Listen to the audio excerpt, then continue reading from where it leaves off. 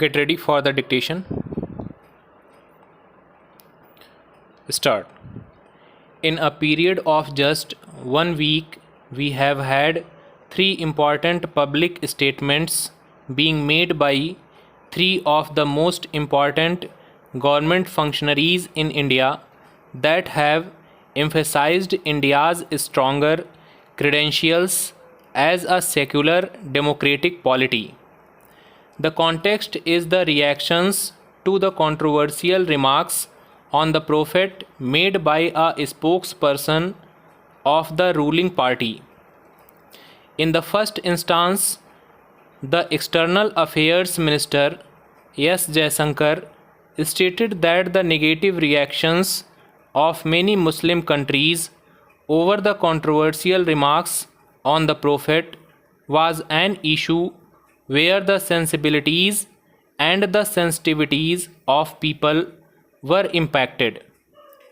Next was the National Security Advisor Ajit Doval, who candidly accepted that the controversy has damaged India's global reputation, but also arguing that India has been projected or some disinformation has been spread against India, which is far from the reality. Probably there is a need for us to engage them and talk to them and convince them. Most importantly, we had the Prime Minister Narendra Modi mentioning in his blog his childhood friend, one Mr. Abbas Ramsada, to highlight his mother's selfless nature.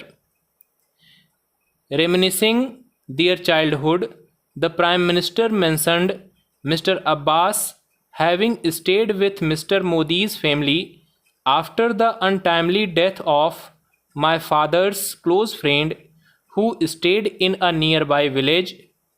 Though the Prime Minister did not directly address the controversy over the derogatory remarks made about the Prophet, the very reference to Mr. Abbas is an indirect acknowledgement that more damage should not be done to India's image as a country that celebrates its diversity and plurality. That Mr. Abbas was a part of his household, that Mr. Modi's mother took care of Mr. Abbas just like her own children, and that she also prepared favorite dishes during the festival of Eid, must be seen as emphasizing Mr. Modi's inclusive upbringing and the level of societal integration between Hindus and Muslims in India. And finally, it was the Supreme Court of India that held the discredited former spokesperson single handedly responsible for igniting emotions while asking her to apologize to the country. Then there was the timing of the diplomatic firestorm over the remarks. India's Vice President M. Venkaiah Naidu was to reach Qatar on the last leg of a three-nation tour, and Iran's foreign minister was to arrive on his first official visit to India. The Modi government has also taken remarkable initiatives to improve ties with many West Asian Gulf countries, in part to ensure energy security and to attract investment from there in the infrastructure sector.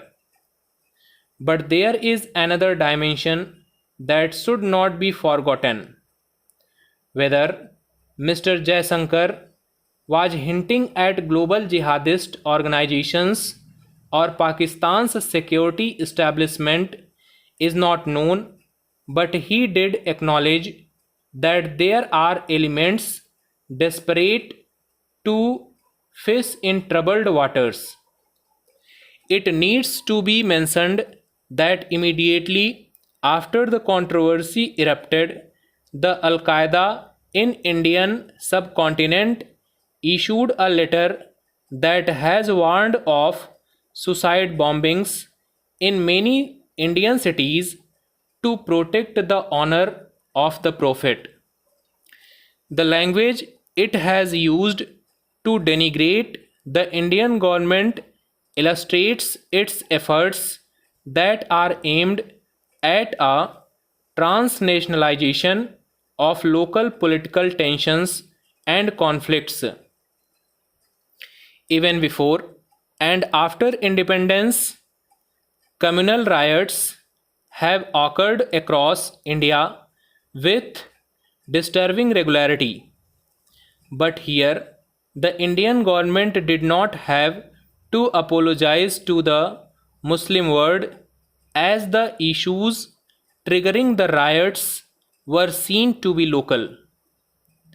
While it has been relatively easier for sympathizers from the Hindu religious right wing to brand Indian Muslims as anti nationals and to exhort them to become more nationalist in their world view, it is now quite difficult to move away after indecorous remarks were made against the most respected figure in Islam. The Prophet unites all Muslims irrespective of their political, ideological, sectarian, ethnic, and linguistic differences. The mobilizing potential of this issue is truly transnational. We never forget to mention that Muslims are closely integrated in Indian society and have never empathized with jihadist organizations and their transnational aims. Even in these organizations, foreign fighters from India are disproportionately outnumbered by their American, French, or British counterparts, or by people from countries where there is a sizable Muslim population. While Indian Muslims may have taken to streets protesting the persecution of their co religionists in many conflict zones across the world, they have also done so against terrorism perpetrated in the name of Islam. Stop.